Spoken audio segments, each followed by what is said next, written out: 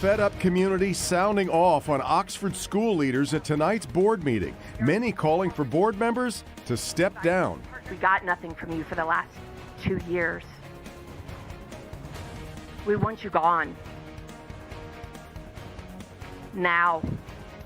This is Local 4 News at 11. Good to have you with us. I'm Devin Skillian. I'm Kimberly Gill. It's been almost 2 years since the shooting at Oxford High School, and tonight Oxford held a school board meeting where hundreds gathered to demand change. Mara McDonald is live tonight, and Mara, we heard from some of the victims' parents tonight. Kimberly, that's right. We heard from Madison's mom, from Justin's mom, from Tate's dad, and so many other parents here just heartsick over what this third-party investigation found, which is all of this was preventable. It started with an apology from the school board. To all our students, our families, and staff, and especially the families and friends of Hannah and Tate and Justin and Madison, we are all deeply sorry. An apology that was not accepted on behalf of a community that's fought at every turn to get transparency out of this district. These campus murders were avoidable. It is not simple anger here over the results from that third-party investigation, but rage. In your apology, I didn't hear we failed. Because you did fail. You failed our kids and our community.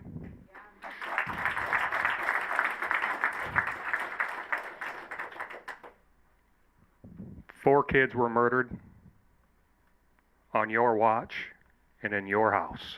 With a pit of grief so deep, there is no bottom.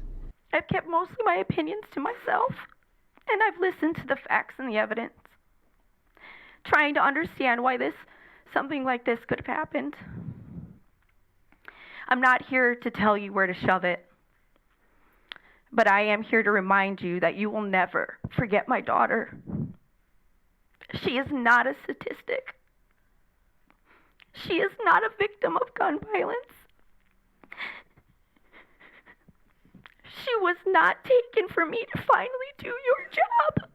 Over and over again, parents and students calling for the resignation of 2 board members who were a part of the board at the time of the shooting, and staff who are named in the report. You failed our children, and now you have the blood of 4 and a lifetime of trauma for 1,800 more on your hands.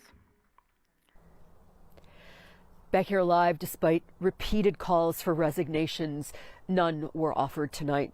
We're live in Oxford. I'm Mara McDonald, Local 4. That's so hard to listen to. Okay, Mara, we appreciate your report this evening. New information coming to light tonight about the recently released suspect in the Samantha Woll murder investigation. Now, that suspect was taken into custody in Kalamazoo. We uncovered today the man was visiting family when he was taken into custody. We also learned DPD took him in based on statements that he had made to detectives. Then, though, police had to release that person because the man's statements to police were open to more than one interpretation, is the way that it was put to us. We are told that man very much, though, remains a suspect, and that man has since hired an attorney. We turn now to a bus crash that happened in downtown Detroit tonight on Grand River near I-75. Several people were hurt. Victor Williams was at the scene right after the crash occurred. Scary situation, Victor. Oh yeah, Devin, could have been way worse on top of that, but it's just a reminder for folks to pay attention while on the roads. Route 3, Grand River to 7 Mile. I hope that everybody be able to walk again. Charles Jenkins and DeJuan Calloway are 2 men walking home themselves, all because of a crash involving their bus and another driver who allegedly ran a red light. He shot across in front of her, and then that's where she smacked him. She couldn't stop. She was in full motion. DDOT Chief Safety Officer Corey Holmes says about 7 people were injured. Those particular people have been transported to a local hospital, and so I will follow up and check on their well-being as soon as I leave here. This is what the sedan involved in the accident looks like now. Charles and DeJuan are now also hurting from the collision. I feel a little pain in my shoulder right here, in my neck right there, and in my back right here. My spinal neck area below my skull and the top part of my shoulders feeling tight. I forget because we tried to brace her. We wasn't ready. At least all injuries were minor, but something in really bad shape is the condition of Dewan's bike, which was on the front of the bus. It's old. It's antique. I'm hurt. Well, I'm glad all I need is a front rim. Both are glad to still be alive, but DDOT wants to make it clear it's not their fault. Our bus clearly had the right-of-way. This vehicle failed to yield to the bus's right-of-way, causing the collision. And once again, we want to remind everyone to be careful out there on the roads. It can be the difference between making it home safely or not. Victor Williams, Local View. All right, Victor.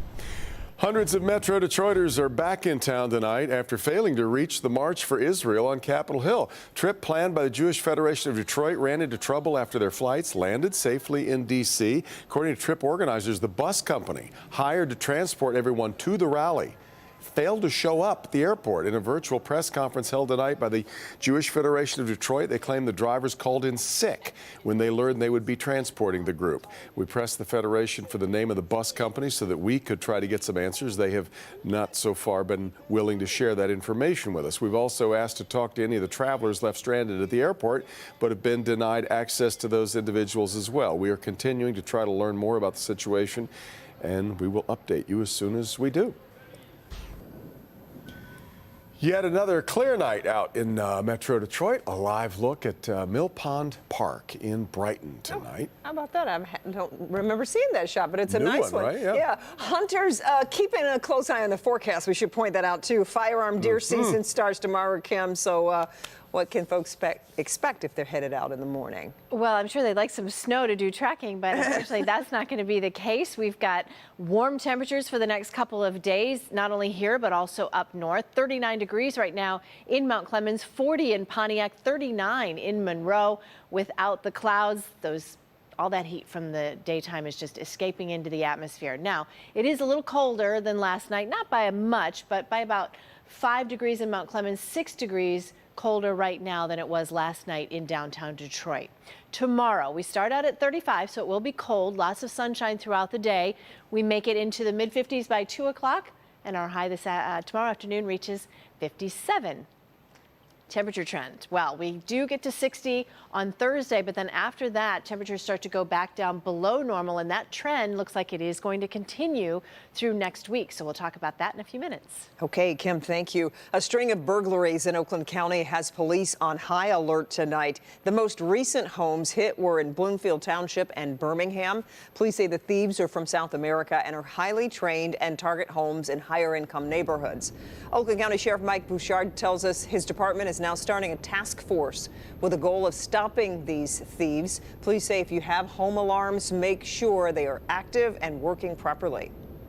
An update now on the UAW strike as workers continue to vote on the deals reached a few weeks ago with the Detroit 3. This is video from this morning as GM auto workers at Local 602 in Lansing cast their votes. Those production workers voted overwhelmingly to not ratify the new contract with GM.